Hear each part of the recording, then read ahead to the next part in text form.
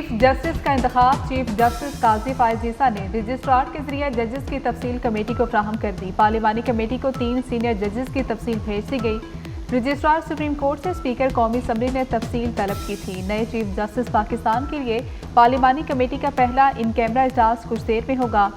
12 रुकनी पार्लिमानी committee नए chief justice का नाम वज़ीर आज़म को भेजेगी। वज़ीर आज़म चीफ जस्टिस के तकर्रुर की एडवाइस सदर को भेजेंगे।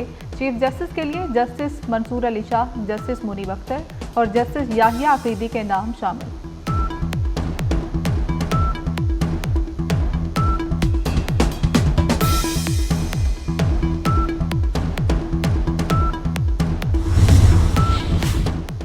पीटीआई का चीफ जस्टिस के इंतखाब के लिए पार्लिमानी कमेटी में शिरकत के फैसले पर यू टर्न। कमेटी में शिरकत का फैसला करके फिर बायकॉट का ऐलान कर दिया। पीटीआई ने सेनेटर अली जफर, बैरिस्टर गौहर और साहबजादा हामिद रजा का नाम कमेटी के लिए दिया था। पीटीआई की सियासी कमेटी ने इजलास के बाद बायकॉट का ऐलान किया।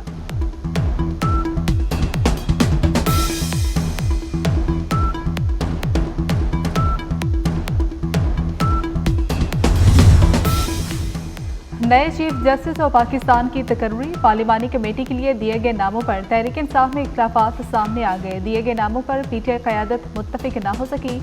चीफ विप ने चेयरमैन पीटीआई बैरिस्टर गौहर को बताए बगैर कमेटी के लिए नाम दिए। पार्टी से मुशावरत न करने पर पीटीआई रहनुमाओं की शुदी तनकीद। पीटीआई की जानिब से कमेटी के लिए सेनेटर अली जफर, बैरिस्टर गौहर और साहबजादा हामिद रजा का नाम दिया गया।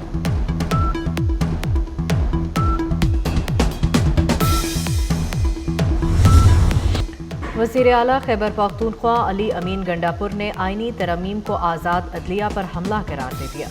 कहते हैं कि इस आइनी तरमीम को नहीं मानते, तरमीम के खिलाफ भरपूर एहतजाज करेंगे, पूरा पाकिस्तान ब्लॉक करने का मंसूबा बनाएंगे, पार्टी पॉलिसी के खिलाफ चलने वालों को शोकास नोटिस जारी करेंगे।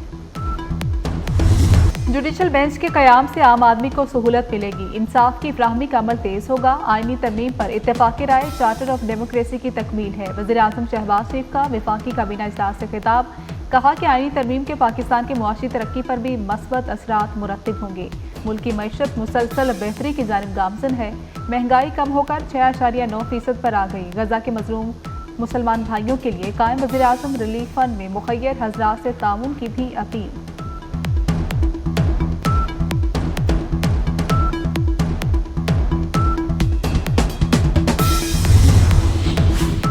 छब्बीसवीं आइनी तरमीम के हक में वोट देने वाले सेनेटर कासिम रोंझू मुस्ताफ़ी। बलूचिस्तान नेशनल पार्टी के सेनेटर कासिम रोंझू ने इस्तीफ़ा सेक्रेटरी सेनेट को जमा करा दिया। अख्तर मैंगल ने आइनी तरमीम के हक में वोट देने पर इस्तीफ़ा तलब किया था।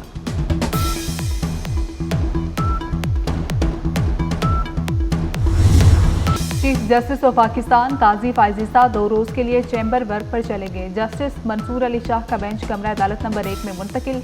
चीफ जस्टिस काजी फायज ईसा चैम्बर वर्क के दौरान मुकदमात के फैसले लिखेंगे। चीफ जस्टिस काजी फायज ईसा 24 अक्टूबर को मामूल के मुकदमात की समाप्त करेंगे। 25 अक्टूबर को भी चैम्बर वर्क करेंगे।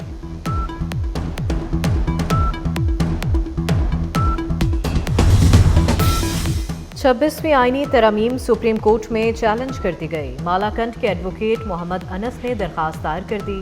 अदालत से 26वीं आइनी तरमीम का लदम करार देने की इस्तदा। दरखास्त गुजार ने मौक़िफ़ अपनाया कि 26वीं तरमीम आइन से मुतसादिम और बुनियादी हकूक़ के खिलाफ है। तरमीम आज़ाद अदलिया और बुनियादी हकूक़ के खिलाफ है। पीटीआई ने तमाम जमातों से बेहतर इंट्रा पार्टी इंतखाबात कराए। Chairman PTI barrister Gohar Ali Khan की इलेक्शन कमीशन के बाहर मीडिया से गुफ्तगू। कहा कि सुप्रीम कोर्ट ने पीटीआई इंट्रा पार्टी इंतखाबात को तस्लीम किया। इलेक्शन कमीशन ने जो भी रिकॉर्ड मांगा हमने फ्राहम किया। कमीशन के कानूनी सवालात का भी जवाब दे चुके।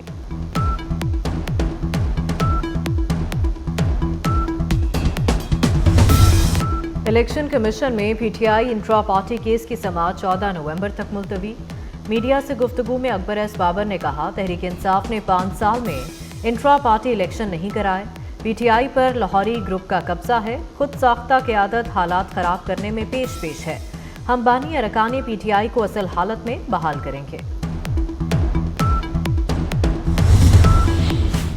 वफाकी वज़ीर दाखिला मोहसिन नकवी अहम दौरे पर तुर्किया पहुंच गए। इस्तांबुल एयरपोर्ट पर तुर्किया में पाकिस्तान के सफीर और आला हुकाम ने पुरतपाक इस्तकबाल किया। वज़ीर दाखिला इस्तांबुल में बैनुल अक़वामी कॉन्फ्रेंस में शिरकत करेंगे।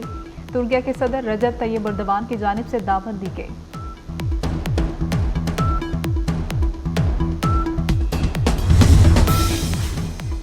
वज़ीर आला पंजाब मरियम नवाज शरीफ की लाहौर में टिकटॉकर सोबिया मुनीर के घर आमद।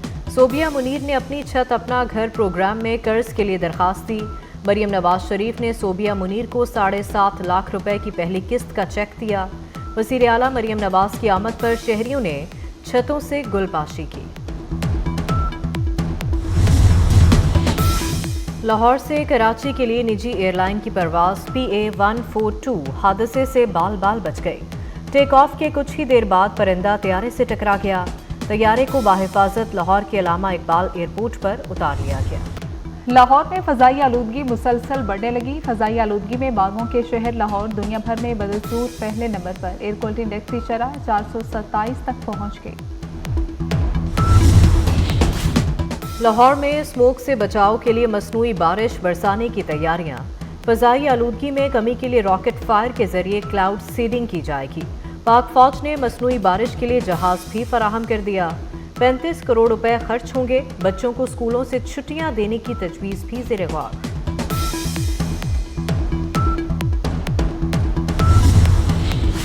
मुल्तान के इलाके दिल्ली गेट में धमाके से तबाह इमारत के मलबे से मजीद 3 लाशें बरामद हुई। जाम भाग अफराद की तादाद 7 हो गई।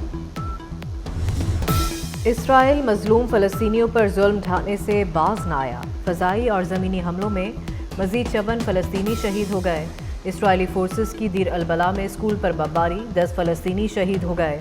इसराइली हमलों में अब तक 42,603 शहीद हो चुके हैं। ब्रिक्स सरबराही इजलास रूस के नीम खुद मुख्तार इलाके तातारिस्तान में आज से शुरू हो रहा है। रुकन ममालिक के अलावा 32 ममालिक के वफूद शिरकत करेंगे।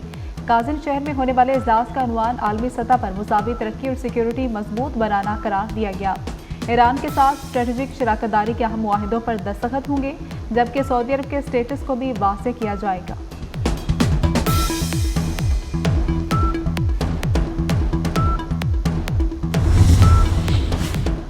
पाक इंग्लैंड तीसरा टेस्ट। इंग्लैंड ने टीम का ऐलान कर दिया। टीम में 2 तब्दीलियां। फास्ट बॉलर एटकिंसन की टीम में वापसी। Ben Duckett, Ollie Pope team में शामिल। Joe Root, Harry Brook, Ben Stokes कप्तान। जेमी स्मिथ भी स्क्वाड का हिस्सा। पाकिस्तान और इंग्लैंड की टीमों का रावलपिंडी क्रिकेट स्टेडियम में प्रैक्टिस सेशन। टीमों की बैटिंग, बॉलिंग और फील्डिंग। फैसला कंटेस्ट 24 अक्टूबर से रावलपिंडी में खेला जाएगा।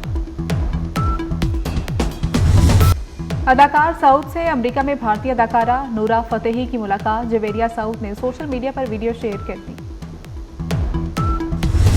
बॉलीवुड अदाकारा और गुलकारा परिणीति चोपड़ा ने जिंदगी की 36 बहारें देख ली। मदाहों की अदाकारा को सालगिरह की मुबारकबाद, नेक तमन्नाओं का पैगाम। और लड़की का अपने गुमशुदा भाई को ढूंढने का मिशन। लड़की पुरस्कार रोबोट के साथ छोटे भाई को तलाश करने के लिए निकल पड़ी। साइंस फिक्शन और एडवेंचर पर मबनी फिल्म दी इलेक्ट्रिक सिटी का ट्रेलर जारी कर दिया गया। फिल्म आइंदा साल 14 मार्च को नेटफ्लिक्स पर रिलीज की जाएगी।